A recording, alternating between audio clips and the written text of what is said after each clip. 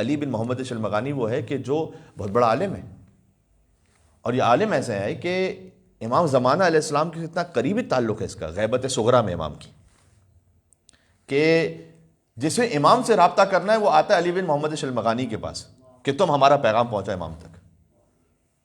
तो आखिर में ये क्यों गुमराह हुआ और क्यों इमाम ने इससे बरात और बेजारी का ऐलान किया? इसलिए वेरी इंपॉर्टेंट,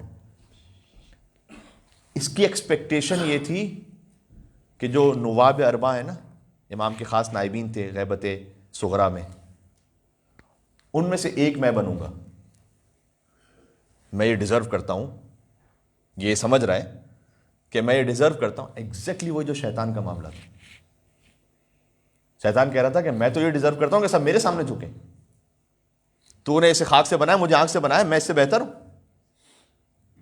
तो शलमगानी ये एक्सपेक्ट कर रहा है कि इमाम ज़माना अलैहिस्सलाम जब पहले नायब और दूसरे नायब का इंतकाल हो गया तो अब तीसरा नायब मैं बनूंगा। तो अब जब पैगाम आया इमाम अलैहिस्सलाम का कि नहीं, ये नायब नहीं है, कभी अल्लाह सुब्हानहू तआला की जानिब से इम्तिहान इसी तरह से होता है इंसान का कि देखो अब तुम तस्लीम होते हो या नहीं होते। ये ऐसा ना हो कि हम में से बहुत सौ के साथ ज़ुहूर इमाम ज़माना अलैहिस्सलाम के बाद हो जाए कि हम समझे कि हम तो डिज़र्व करते हैं, हमने इतनी चैरिटी की, हम पॉलिटिक्स में इस तरह से आ गए कि इमाम अलैहिस्सलाम हमें कोई ओहदा देंगे, हम इतने बड़े आलिम हैं कि हमें कहीं का कोई गवर्नर बनाएंगे, या फ़र्ज़ कीजिए कि हमें कहीं का कोई ख़तीब बनाएंगे इमाम, और इमाम अलैहिस्सलाम कहें कि नहीं, आप एक आपसे ज़्यादा दूसरे डिज़र्व करते हैं,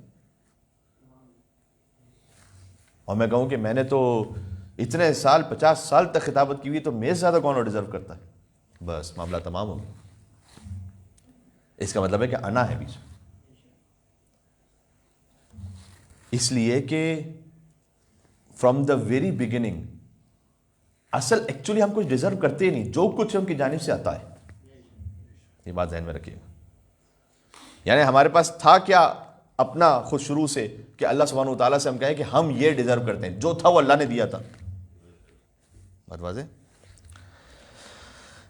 इसलिए अल्लाह ताला ने कुरान में कहा सूरह बकरा में, मन यर्तदिद मिनकुम अन दीनिही फयमुत, वो जो अपने दीन से मुर्तद हो जाए, फयमुत, और उसी आलम में मर गया, वह हुआ काफिरुन, जबकि वो कुफर पर था, फउलाइका हबितत आमालुहुम फिद दुनिया वल आखिरा, जो कुछ उसने किया था दुनिया और आखिरत में हम हब्त कर लेंगे। इसी खातिर है कि हमें सूरह इसरा की वो दुआ पढ़ते रहने चाहिए कि रब्बि अदखिलनी मुदखल सिद्क़िन व अखरिजनी मुखरज सिद्क़िन, परवरदिगार तू मुझे सदाकत के साथ दाखिल फरमा और सदाकत के साथ खारिज भी फरमा। कुछ लोग होते हैं सदाकत के साथ आते हैं दीन में, सदाकत के साथ जाते नहीं।